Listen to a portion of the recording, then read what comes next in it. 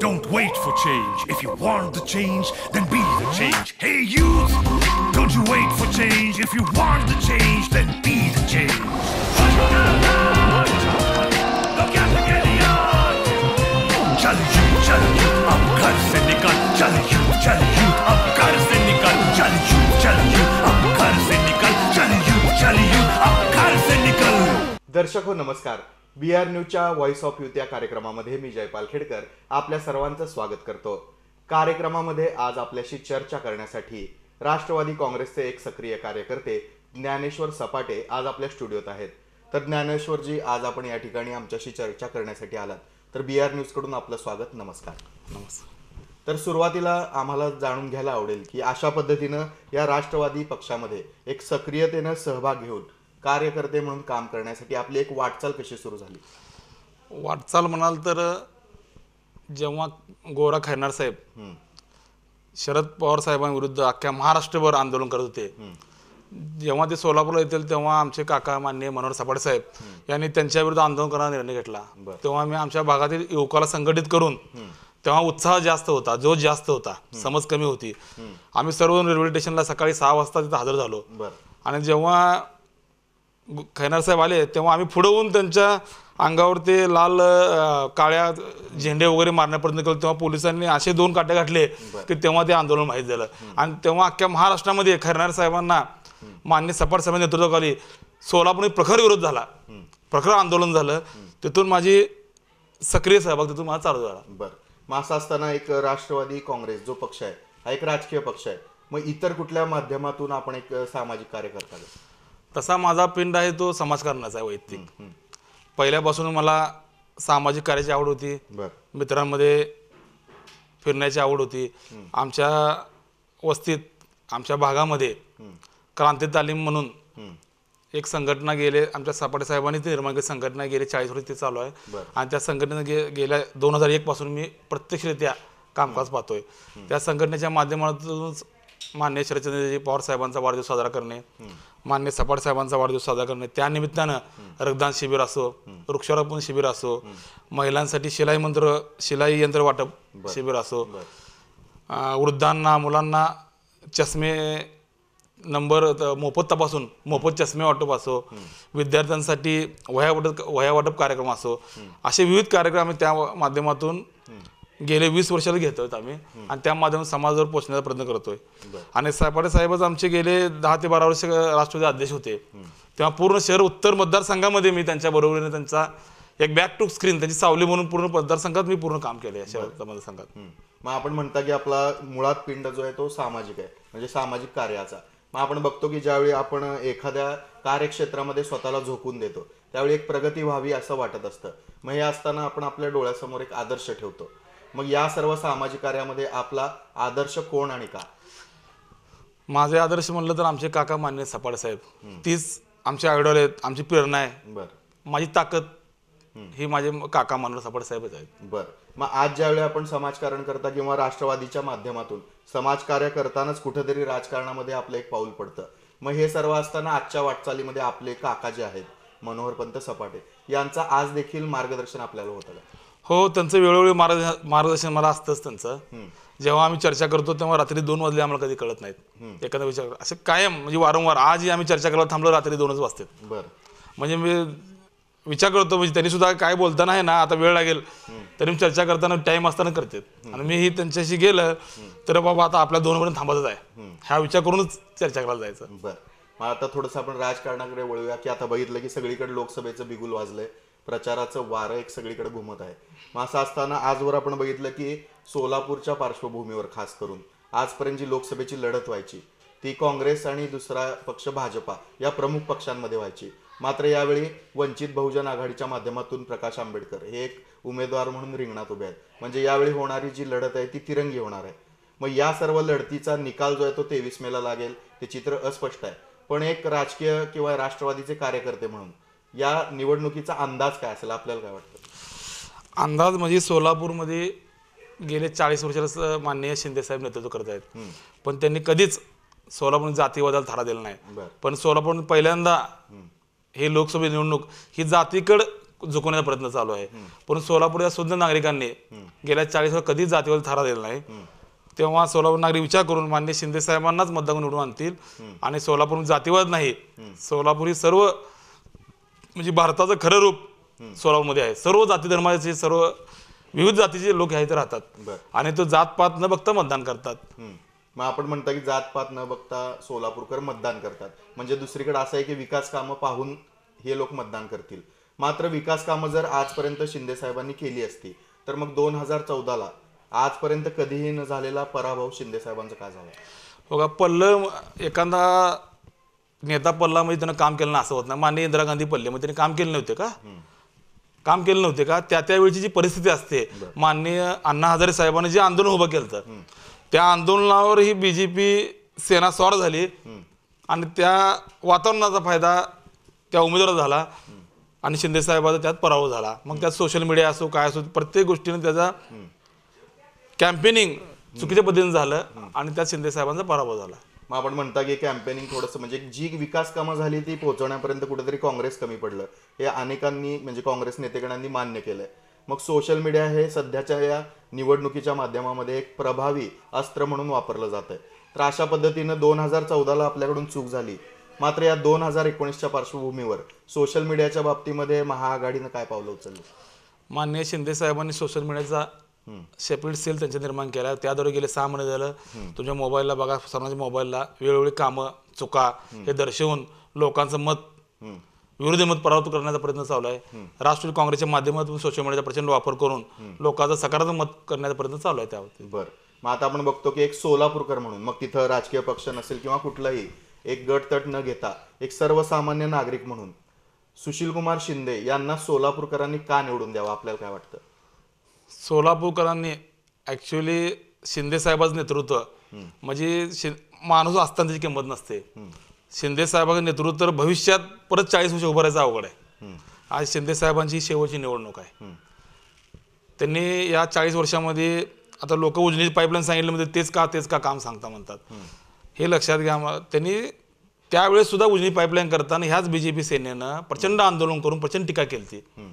पण त्याचा विचार न करता सोलापूरच्या भविष्या दृष्टीनं साहेबांनी त्यावेळेस उजनी ते सोलापूर ही पाईपलाईन मंजूर केली आणि त्याच पाईपलाईनवर आज पण काम चालू आहे. मग तुम्ही म्हणताय मग दुसरी पाईपलाईन ह्या लोकांनी निर्माण करायला पाहिजे ना. मग काही जणांचा असा विषय येतो की ह्यांना कुठं संधी मिळाली, संधी कशी मिळाली नाही. मी जिथं राहतो न्याय वस्ती भागात तिथे गेल्या 15 वर्ष झालं माननीय उत्तम खंदारे साहेब 15 वर्ष निवडून आले, मंत्री होते. आता बीजेपीचे देशमुख साहेब निवडून गेले 15 वर्ष मंत्री होते. त्याच्या आधी वल्ल्याळ साहेब होते, मेंगजी साहेब होते, खासदार म्हणाल तर प्रतापसिंह मोहिते पाटील खासदार निवडून आले, सुभाष देशमुख खासदार निवडून आले. मग ह्या लोकांनी का केलं नाही कुठलं काम? म्हणजे असं पद्धतशीर लोकांना ट्रॅप केलं जातं की आज तिकडं शिवसेना पाटील साहेब खासदार निवडून आले, आडम साहेब निवडून आले. म्हणजे शिंदे साहेबांना काय एकतर्फीच आपण जसं बारामतीला पवार साहेबांना एकतर्फी देतो, अकलूजला मोहिते पाटलांना एकतर्फी देतो, लातूरला विलास देशमुख साहेब एकतर्फी देतो, देऊन सुद्धा तिथं आज गेले रेल्वेनं पाणी द्यावं लातूरला सुद्धा. पण शिंदे साहेबांनी दूरदृष्टीचा विचार करून ती पाईपलाईन मंजूर केली आणि आपल्या सर्व लोकांना पाण्याची सोय भविष्यात विचार करून केली. पण लोक सोयीस्कररित्या शिवसेना बीजेपीला जवळपास शिंदे साहेबा इतकंच त्यांनी त्यांचं स्वतःचं कर्तृत्व प्रचंड आहे. शिंदे साहेब त्या कर्तृत्वाने त्यांनी सोलापूरचं नाव उंच केलं म्हणून लोकांच्या अपेक्षा त्यांच्याबद्दल प्रचंड आहेत. असं म्हणा तुम्ही की थोडं शिंदे साहेब अजून काम केले असते, अजून काम करायला पाहिजे होते असं म्हणा, केलं नाहीत म्हणू नका. आणि त्यांच्या जवळपास 1% जरी काम जे जवळपास 50 ते 60% वेळा शिवसेना बीजेपीला आमदार असो खासदार असो सोलापूर निवडून दिलं, त्यांनी काम एकही काम केलेलं नाही. काम केलं म्हणता तुम्ही तर आता उड्डाण 5 वर्ष झालं मोदी साहेब असते चालू झालं काम. आज सोलापूर मुख्यमंत्री असताना महाराष्ट्रामध्ये एका जिल्ह्यासाठी स्वतंत्र विद्यापीठ मान्य शिंदे साहेबांनी निर्माण केलं. आज सोलापूरच्या कित्येक मुलींची कोल्हापूरला या जायची पैसे वाचले, वेळ वाचला, तिथे रोजगार उपलब्ध झाला. माननीय केंद्रीय मंत्री शरद पवार साहेब यांच्या माध्यमातून शिंदे साहेबांनी डाळिंब संशोधन केंद्र निर्माण केलं. त्याद्वारे सुद्धा इथं सोलापूर लोकांना रोजगार मिळाला. हे जे पैसे आहेत हे लोक जे येतात हा पैसा सोलापूरच्या हातकडे फिरणार आहेत ना. शिंदे साहेबांनी मुख्यमंत्री असताना सोलापूरसाठी बोरामणीचं कार्गो विमानतळ मंजूर करून आणलं. नुसतं मंजूर नाही केलं, त्यासाठी जमीन अक्वायर केली, त्यासाठी पैसे उपलब्ध केले. आज शिंदे साहेब पडल्यानंतर 2014 नंतर तिथं 1 इंचही काम झालं नाही. सारी कंपाऊंड भिंत सुद्धा उभी राहिली नाही. NTPC प्रोजेक्ट असो ज्या प्रोजेक्टला सगळे शिवाय देतात. जेव्हा एखादा राष्ट्रीय प्रोजेक्ट जेव्हा घेतो तेव्हा त्या सर्व त्रुटी असतात त्या दूर करून तो आणला जातो. आज तिथं 5 ते 10 हजार रुपये भाव होता. तिथल्या लोकांना आज प्रचंड पैसे देऊन मोबदला देऊन त्या ठिकाणी NTP निर्मिती केली आणि त्याद्वारे प्रचंड रोजगार निर्मिती झाली आणि तो पैसा 10-10 लाख रुपये एका शेतकऱ्याला 20-20 लाख 30-30 लाख रुपये पैसे मिळाले. त्याद्वारे त्या घरचं जीवन सुधारलं. जी कर्मदारिद्र्य आयुष्यभर त्यांची पिढ्याने पिढ्या दारिद्र्य जगवते ती लोक आज चांगल्या घरात आले, चांगल्या गाडीत फिरायला लागले, त्यांची मुलं चांगल्या शाळेत शिक्षण शिकायला लागले. आज ते NTPCचं पाणी जिरपून सभोवतालचा 5 ते 10 किलोमीटरचा परिसर आज हरित झालाय, तिथं उत्पन्न निघतंय. तेव्हा असं फक्त मेडिकल सोलापूरसाठी मेडिकल कॉलेज मेडिकल विद्यापीठ असो हे शिंदे साहेबांनीच आणलेलं आहे. सिव्हिल केलं म्हणजे आणलं ना त्यांनी. आज बाजूला आहे का लातूरला, उस्मानाबादला आहे का, आपल्या बाजूला आहे का, शिंदे साहेब आणले का नाही तेच सांगायचं. म्हणजे त्याच्यानंतर मग कामं केलेली आहेत प्रचंड शिंदे साहेबांनी. सोलापूरसाठी नगरोत्थान योजना असो त्याच्यातून हजारो कोटीचा निधी शिंदे साहेबांनी दरवर्षी दिला. पण हेच एक स्मार्ट सिटीचे कोणते निकष आहेत तुम्ही निकष बघा, माहिती घ्या. ते निकष सर्व पाळले. ते निकष कोण केले, रस्त्याचे असो, पाण्याचे असो, कचरा व्यवस्थापन असो, हे पहिलाच आपल्या महापौर शिंदे साहेबांच्या नेतृत्वात राबवल्यामुळं त्या निकषामध्ये बसली आपली सोलापूर, म्हणून स्मार्ट सिटी मंजूर झाली. पण मंजूर झाल्यानंतर गेल्या 5 वर्षाचं एक काम तुम्ही सांगा. 5 वर्षात स्मार्ट सिटी एक काम सांगू शकता, एकही काम झालं नाही. फक्त रंगभवनचा रोड जो गोडेवार साहेबांनी 2 वर्ष आधीच केला तयार, तो चांगला रोड खराब करून तिथंच नवीन रोड निर्माण करायचं गेले 5 वर्ष एकच काम चालू आहे. आणि त्याचा स्मार्ट सिटी त्याचा बागुलबाग निर्माण करते ते लोक. मग आता बघितलं की आपण ज्यावेळी कुठल्याही निवडणूक असतील, लोकसभा असेल, विधानसभा असेल, कुठल्याही निवडणुकीच्या पार्श्वभूमीवर एक समाजातली जाती धर्माची गणितं किंवा समीकरणं मांडली जातात. मग असं असताना आज दोन्ही जर उमेदवार विरोधातले घेतले, म्हणजे भाजपाचे उमेदवार किंवा वंचित बहुजन आघाडीचे, आता वंचित बहुजन आघाडीचे उमेदवार प्रकाशजी आंबेडकर हे विश्वरत्न डॉक्टर बाबासाहेब आंबेडकर यांचे नातू म्हणून समाजप्रिय आहेत. मग असं आहे की आजपर्यंत काँग्रेसकडून जे सुशीलकुमार शिंदे हे निवडणूक लढवत होते ते देखील एक दलितांचं नेतृत्व म्हणून किंवा प्रतिनिधित्व करत निवडणूक लढवत होते.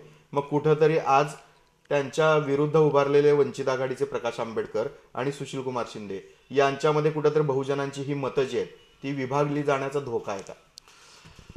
पहिल्यांदा तुम्ही दलित नेतृत्व म्हणून शिंदेसाहेब उभारत नाहीत. शिंदेसाहेब सर्व समाजाचं नेतृत्व करण्यासाठी आरक्षित नसताना सुद्धा खुल्या जागेतून सुद्धा सोलापूरात निवडून आले. त्यांनी एखाद्या समाजात म्हणून नेतृत्व कधी केलं नाही. म्हणून सोलापूरमध्ये आज त्यांचं उत्तुंग नेतृत्व, त्यांच्या नेतृत्वाजवळ सुद्धा कोण जाऊ शकत नाही. मान्य बाबासाहेब आंबेडकर यांच्याबद्दल भारताला नाही जगाला आदर आहे, त्यांच्याबद्दल प्रचंड आदर आहे. मान्य प्रकाशजी आंबेडकर यांच्याबद्दल पण आदर आहे. परंतु सोलापूरचे नागरिक सुद्धा नाहीत की बाबा प्रकाशजी आंबेडकर साहेब अकोल्यामध्ये उभारलेत आणि ते स्थानिक आहेत तिथले, तिथं गेले 25 वर्ष त्यांचं काम 30-40 वर्षाचं काम आहे. अचानक हे सोलापूरात उभारलेत तेव्हा सोलापूर नागरिक सुद्धा नाहीत की बाबा हिथून जर आपण जर मतविभागणी केली तर BJPने उमेदवार निवडू शकतो, जातीवादी उमेदवार निवडू शकतो. सोलापुरातल्या नागरिकांनी निर्णय घेतलाय की आंबेडकर विचारांचा वारसा जपणारे शिंदेसाहेब, मान्य छत्रपती शिवरायांचा विचार जपणारे शिंदेसाहेब यांना मतदान करून सोलापुरातून जातीवादीला मूठ माती देऊन शिंदेसाहेबांना प्रचंड बहुमत निवडून आणण्याचा निर्णय सोलापूरून घेतलेला आहे. बरं, मग आपण हे वंचित बहुजन आघाडीच्या बाबतीत बोललो. मात्र भाजपाकडून जे उमेदवार दिले गेले ते देखील लिंगायत समाजाचे धर्मगुरू म्हणून आपण त्यांना मानतो. मग असं असताना आज सोलापुरात लिंगायत समाज मोठ्या प्रमाणावर आहे. मग कुठंतरी हा समाज धर्मगुरूंच्या मागे गेला तर याचा धोका वंचित आणि काँग्रेस दोन्हीलाही उद्भवू शकतो का? सोलापूरचे नागरिक, सोलापूरचे तरुण एवढे ऍक्टिव्ह विचाराने एवढे ऍक्टिव्ह आहेत की कुठल्याही एका समाजाचं नेतृत्व सोलापूरवर त्यांनी निर्माण होऊ देणार नाहीत. हे सोलापूरला कळालंय. सर्व समाज एकत्र राहतो पण नेते लोक ह्या समाज हा उमेदवार, ह्या समाज हा उमेदवार म्हणून युवकांमध्ये नागरिकांना फूट पडण्यापर्यंत करतात. पण सोलापूरचे नागरिक युवक एवढे हुशार आहेत आणि एवढे ऍक्टिव्ह आहेत की त्यांनी कुठल्याही एका समाज नेतृत्व सोलापूरवर निर्माण होऊ देणार नाहीत. त्यामुळे सर्व समाजाला घेऊन जाणार शिंदेसाहेब हाच विचार सोलापुरात पुढे जाणार आणि तोच विचार ह्या इलेक्शन निवडून येणार. बरं, मग आपण मगाशीच उल्लेख केला होता NTPCचा.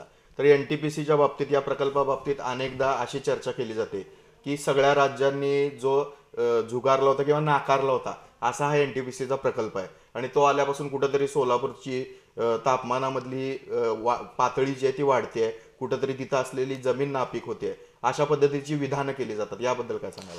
आता मला कळत असल्यामुळे साधारण 30 वर्ष झाले, तुम्हाला सुद्धा कळत असल्यामुळे माझ्या वयाच्या आसपासच तुम्ही 30 वर्ष झाले, 35 वर्ष. सोलापूरमध्ये ऊन कधी कमी बघितलं का तुम्ही? सोलापूर हा दुष्काळी प्रदेश आहे. इथं तुम्हाला काय ऊन मिळेल, तुम्हाला पाऊस कमी मिळेल, तुम्हाला हिवाळ्यात थंडी कमी मिळेल पण ऊन कमी मिळणार नाही.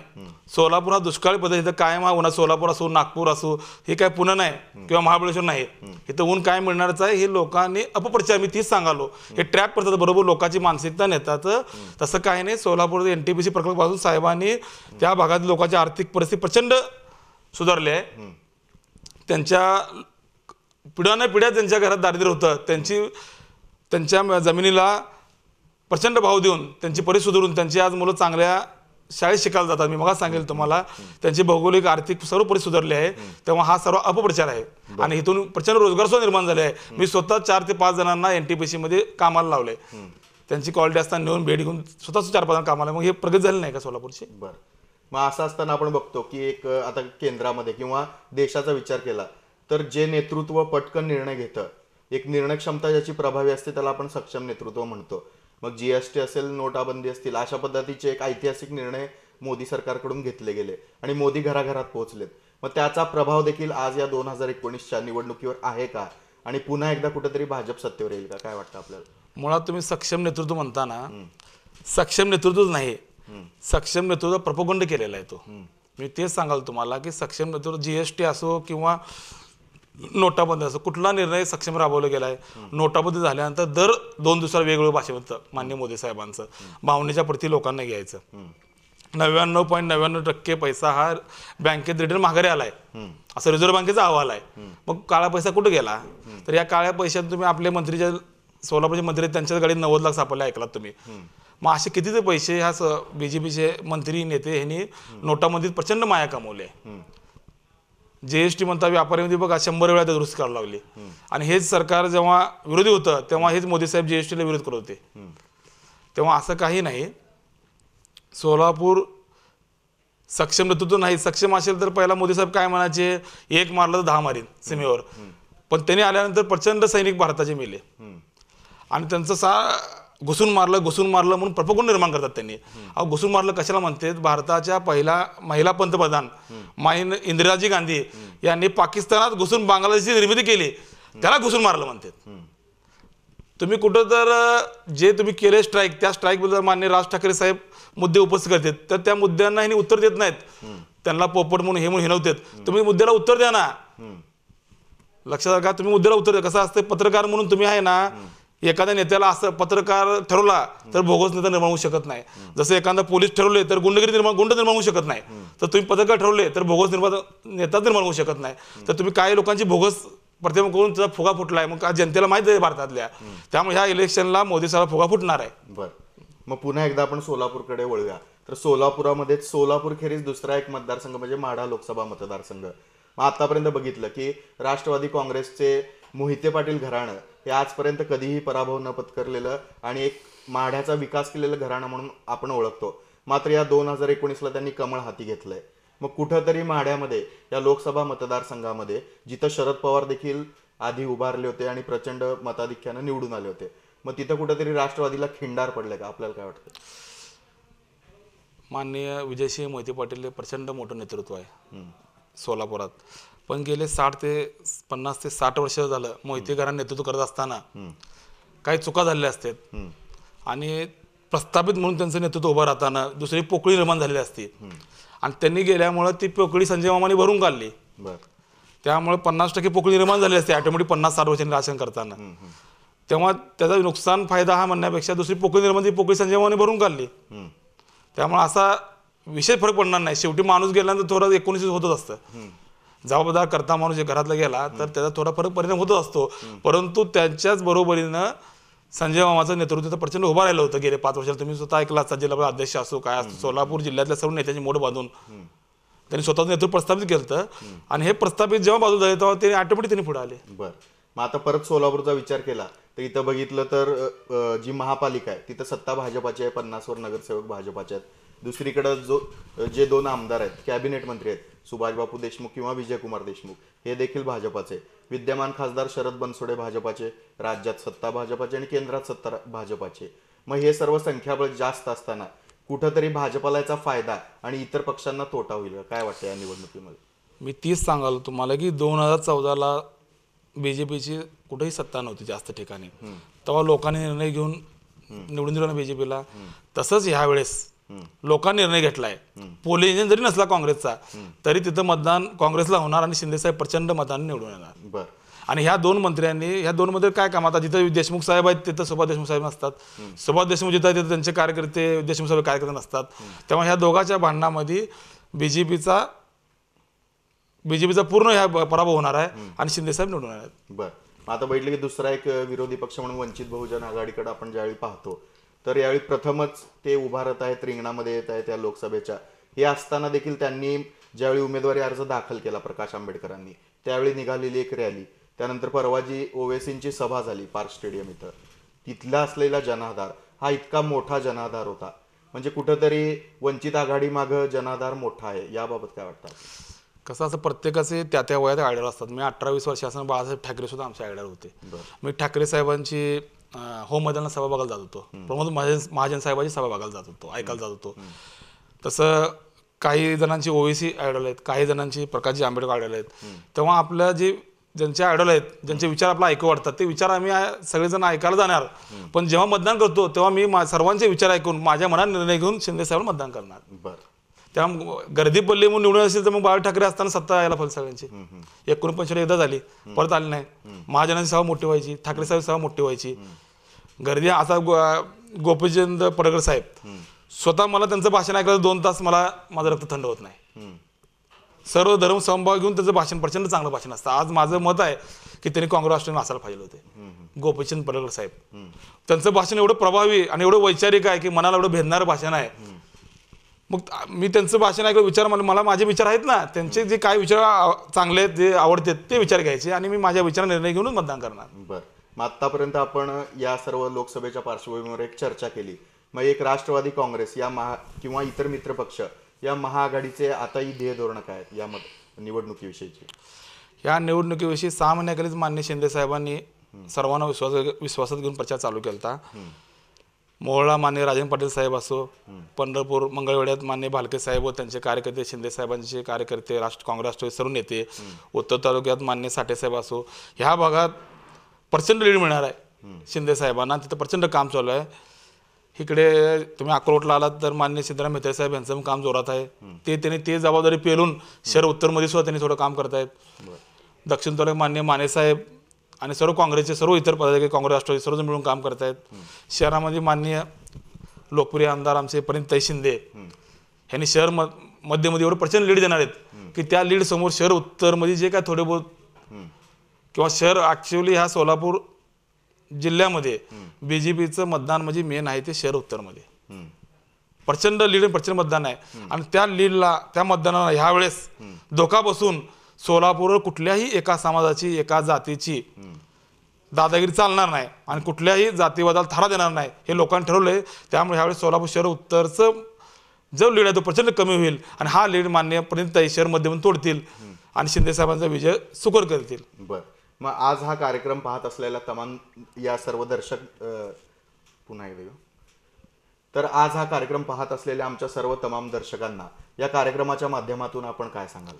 मी आज तमाम दर्शकांना हे सांगू इच्छितो की जी ही शिवसेना बीजेपी छत्रपती शिवरायांचा विचार घेऊन चालते, त्याच छत्रपती शिवरायांचे थेट वंशज मान्य उदयनराजे भोसले हे साताऱ्यातून उभे राहिलेत. तर या शिवसेना बीजेपीनं त्यांना बिनविरोध निवडून द्यायला पाहिजे. परंतु त्या शिवाजी महाराजांच्या वंशजांना पराभूत करण्यासाठी प्रचंड कारस्थान हे शिवसेना बीजेपी करतं. तेव्हा ह्या अशा ढोंगी बीजेपी सेनेला थारा न देता कला, क्रीडा, साहित्य, शैक्षणिक, सामाजिक क्षेत्रात उत्तुंग व्यक्तिमत्व असलेले मान्य शिंदे साहेब यांना प्रचंड मतांनी निवडून देऊन सोलापूर हे कुठल्याही जातीवर थारा देणार नाही असं सोलापूर ठरवून शिंदे साहेबांना निवडून द्यावं एवढीच विनंती करतो. तर ज्ञानेश्वरजी, आज आपण या व्हॉइस ऑफ यूथ कार्यक्रमात आलात आणि आमच्याशी चर्चा केली, त्यामुळे BR न्यूजकडून मी आपले आभार मानतो. धन्यवाद, नमस्कार. तर दर्शको, आजच्या व्हॉइस ऑफ यूथ या कार्यक्रमामध्ये आपण राष्ट्रवादीचे सक्रिय कार्यकर्ते ज्ञानेश्वर सपाटे यांच्याशी चर्चा केली. तर पुन्हा भेटूया पुढच्या कार्यक्रमामध्ये. तोपर्यंत मी जयपाल खेडकर आपल्या सर्वांचा निरोप घेतो. नमस्कार.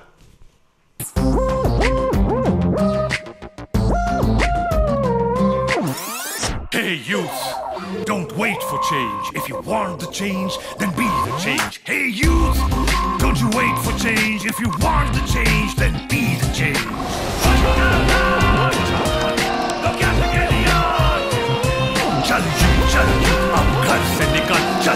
चल यूथ अब घर से निकल, चल यूथ अब घर से निकल, चल यूथ अब